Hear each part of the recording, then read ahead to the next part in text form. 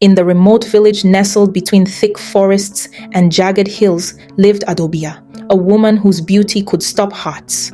But it was her quiet strength and kindness that captured souls. Everyone in the village spoke of her with reverence, not just for her looks, but because her spirit shone with humility and generosity. Handpicked by the queen herself, Adobea had risen to serve in the palace, becoming the most trusted maid in the royal court. She was a guardian of secrets, a keeper of truths, respected, yet burdened with knowledge that cut deeper than any sword. For 3 long years, the Prince Yor had prayed and made his way with her in the darkest hours of the night. And Adobea became his captive and a victim of that act. She bore the weight of his abuse in silence, her soul growing heavier with each unwanted touch. No one knew except for the queen. Not her family, not the queen, not even the palace walls that witnessed her agony. And every time the prince violated her, the queen would repay her silence with gifts: yam, bushmeat, grains, things that would fill her family's bellies but could never fill the void in her heart. Behind her gentle smile was a woman slowly unraveling, her mind a battlefield where despair waged war against hope. But one night, when the stars seemed to burn brighter, Adobea decided she could no longer be a pawn in the prince's cruel game. She had nothing left to lose. Luring him with promises of passion, she played her part convincingly, and the prince, ever arrogant, believed that at last she had yielded to him. With his mind fogged by wine and lust, he let sleep the deepest secret of the palace. The location of the royal treasury, where pearls, jewels, and untold riches were hidden. He led her through the shadowed halls, down into a chamber deep beneath the earth, where walls glistened with treasures that seemed to pulse in the torchlight.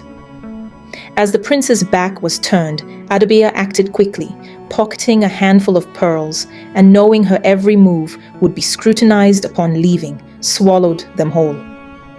"Tonight is the best night of my life," the prince whispered with a smug grin, believing he had finally conquered her. Adobea's eyes gleamed in the darkness. "Mine too," she replied, though her heart pounded with a different rhythm, a beat of defiance. Later that night, after the palace had fallen silent, Adobea staggered into her home, her stomach twisted violently from the pearls she stole but had no other place to conceive it than to swallow them. She made her way home, and with the discomfort, he let the cat out of the bag when the family convened to listen to her ordeal. Their faces were etched with concern, and they had no idea what horrors she had endured, nor could they comprehend the lengths to which she had gone to free them all. The air in the room was thick with desperation, as her father suggested she go into the forest to pass the pearls naturally. Her brother, always rash, brandished a knife and proposed something more drastic, cutting her open. Panic flickered in Adobea's eyes at the thought of such a reckless solution. It was her twin sister, calm and unwavering, who insisted on making her vomit.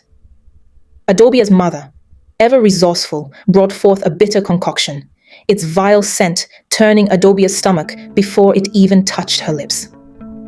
After hours of agony, retching and convulsing, the pearls finally tumbled from her mouth, one by one. The family watched in stunned silence as the pearls glittered in the firelight. When the last one clattered onto the floor, a collective sigh of relief swept through them. "You are free now, Adobea," they concurrently exclaimed. Before dawn broke, Adobea led her family out of the village under a veil of secrecy. With nothing but the clothes on their backs and the pearls hidden in their bags, they vanished into the wilderness. But just as the weight of the pearls had been expelled from her body, Adobea soon discovered that she carried something far heavier than the pearls she had swallowed as the prince had left her with a child. The knowledge of her pregnancy shattered her. Though she had escaped him, the child growing inside her was a constant reminder of his cruelty. She wept alone, wishing for a future where the past could be forgotten. But fate had other plans. 9 months later, she gave birth to twins, Dembe and Ochen, As she gazed into their innocent eyes, the anguish that had haunted her for so long seemed to fade, replaced by a fierce and protective love. These children, born of violence, were now her reason for living. Years passed, and Adobea's strength and resilience transformed her into a leader among her people. Her unwavering kindness and vision for the village's future earned her a rare and unprecedented honor. She was crowned queen. But even as her village thrived under her rule, one fear haunted her. What would happen when her children learned the truth about their father? That day came sooner than she had hoped. Dembe and Okan, now 15, innocently asked about the man who had given them life. Adobea's heart broke. She could no longer hold back the flood of emotions she had buried for years. Tears streamed down her face as she recounted a version of the truth, a truth filled with pain and sorrow. Her children, sensing the depth of her torment, swore never to ask about him again. But the past is a relentless beast. 2 years later, 3 hunters arrived at the village, carrying a wounded man on their shoulders. The man's face was scarred, his body broken, but something about him tugged at Adobea's memory. When the village herbalist healed him, he was summoned to the palace. That's when Adobea's blood ran cold. He was the former bodyguard of the prince, the man who had witnessed her suffering. Fear clawed at her chest. Could he be here to betray her? To drag her back into the nightmare she had fought so hard to escape? She had him imprisoned, unsure of his motives. But the more she stared into his eyes, the more the memories came flooding back. In the darkness of the dungeon, the man swore his allegiance to her. He had no desire to return to the prince, who was now king. His life had been one of regret, and he sought redemption. "You can stay here or leave and face certain death," Adobea warned, her voice like ice. "If you return to him, I will see to it that you never make it back." The man paled, his eyes wide with fear. "He is now the king," he whispered, his voice trembling. The words struck Adobea like a knife to the gut. The prince, the father of her children, was now the most powerful man in the land. And though she had built a new life, his shadow loomed ever larger. Adobea made a decree.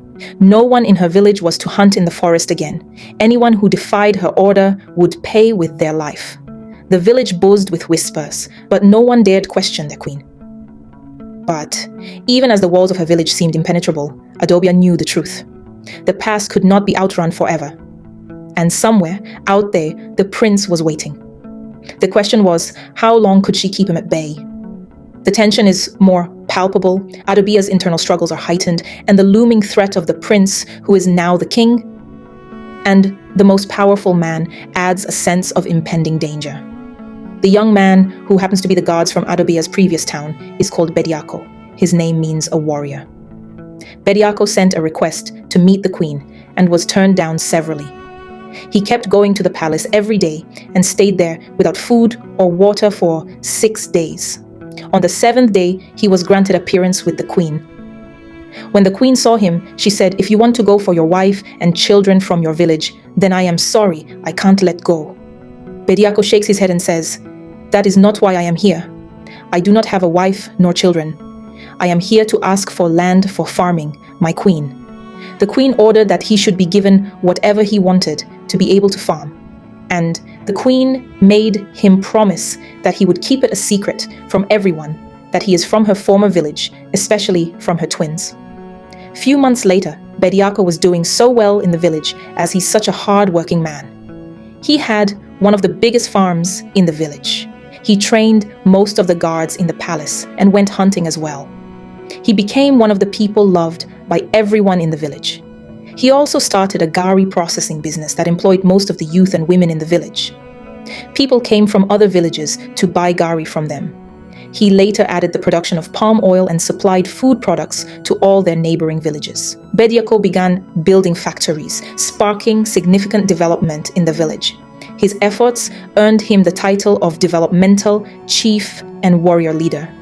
Despite his growing power, Bediako remained humble, catching the eye of Yaba, the daughter of the village's former best farmer. Before Bediako's arrival, Yaba's father was celebrated, but now it was Bediako who held that honor.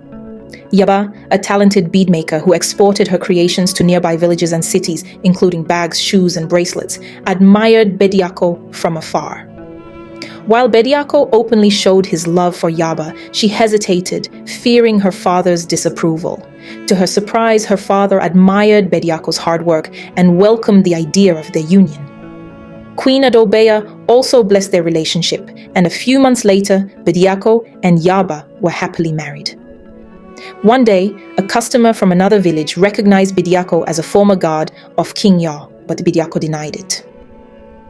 Rumors began to spread, as King Ya had been searching for him ever since Bediako disappeared after a hunting expedition. Many thought he had passed on. When the king sent for him, Bediako refused, as he had found fulfillment and success under Queen Adobea's reign. In his previous village, Bediako had been just a servant, but here he was a respected leader. King Ya, now ruler of the Maasai village, became envious of Bediako's prosperity and investigated why he refused to return. He learned that Bediako had gained favor with Queen Adobea, a fact that puzzled the king. Determined to understand, King Ya visited Adobea's village. Upon arriving, King Ya heard stories about the queen, but nothing clicked until he reached the palace. Meanwhile, Queen Adobea had already revealed to her children, Dembe and Ochen, the truth about their father. She was tired of running and ready to confront King Ya.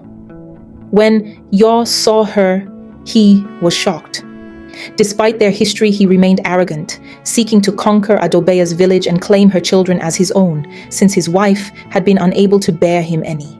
Days later, Queen Adobea learned of King Ya's plan to invade. With Bediako's help, she prepared her warriors for battle. One night, an attack came, but Adobea's forces were ready. The villages clashed, and in the end, Adobea's village emerged victorious, enslaving King Ya's people under the rule of the Watamu kingdom. It was a great triumph for Queen Adobea, and her people celebrated their victory. Few months later, King Adetusa of Asu village, a neighboring village, had lost his wife of 20 years. Queen Adobea visited to offer her condolences and mobilized the youth of her village to help with the funeral preparations.